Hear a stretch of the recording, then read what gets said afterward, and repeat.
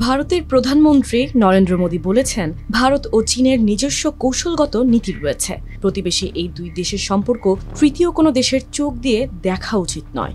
ভারত পারস্পরিক সম্মান, আস্থা ও সংবেদনশীল বিষয়গুলোর প্রতি শ্রদ্ধা রেখে চীনের সঙ্গে সম্পর্ক এগিয়ে নিতে প্রতিশ্রুতিবদ্ধ।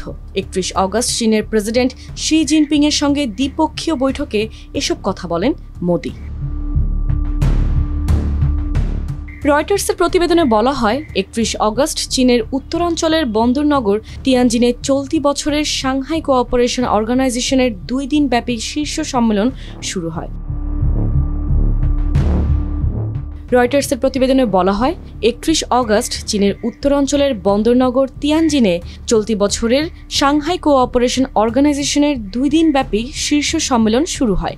শীর্ষ সম্মেলন শুরুর আগে মোদী ও শির মধ্যে দ্বিপক্ষীয় বৈঠকটি অনুষ্ঠিত হয়।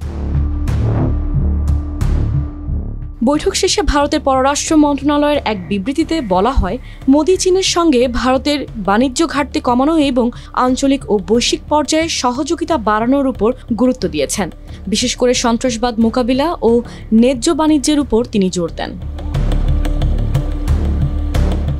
সেই বৈঠকে মোদীকে বলেন, চীন ও ভারত প্রতিদ্বন্দ্বী নয়, বরং সহযোগী দেশ। দুই দেশ একে অপরের জন্য হুমকি নয়, উন্নয়নের সুযোগ। যতক্ষণ দুই দেশ এই মূলমন্ত্র নিয়ে এগিয়ে যাবে, ততক্ষণ চীন ভারতের সম্পর্ক স্থিতিশীল থাকবে এবং সুদূর প্রসারী হবে। শি আরও বলেন, শুধু সীমান্ত সংক্রান্ত বিষয়গুলো দিয়ে আমরা চীন ভারতের সামগ্রিক সম্পর্ক নির্ধারিত হতে দিতে পারি না।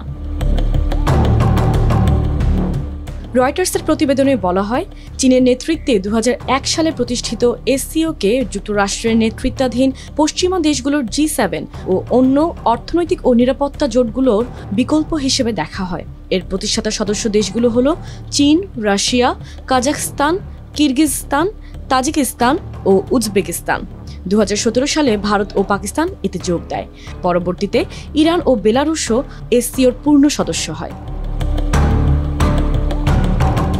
এবারের এসসিওর শীর্ষ সম্মেলনে 20 জনের বেশি রাষ্ট্র ও সরকার প্রধান এবং 10টি আন্তর্জাতিক সংস্থার প্রধানেরা যোগ দিয়েছেন। এর মধ্যে রাশিয়ার প্রেসিডেন্ট ভ্লাদিমির পুতিন ও তুরস্কের প্রেসিডেন্ট রিসেপ তাইয়েপ এরদোয়ান অন্যতম। সম্মেলন উপলক্ষে আয়োজিত এক ভোজসভায় শি বলেন, আঞ্চলিক শান্তি ও স্থিতিশীলতা রক্ষার পাশাপাশি নিজ সদস্যদের উন্নয়ন ও সমৃদ্ধি নিশ্চিত করার ক্ষেত্রে বড় দায়িত্ব পালন করছে এসসিও।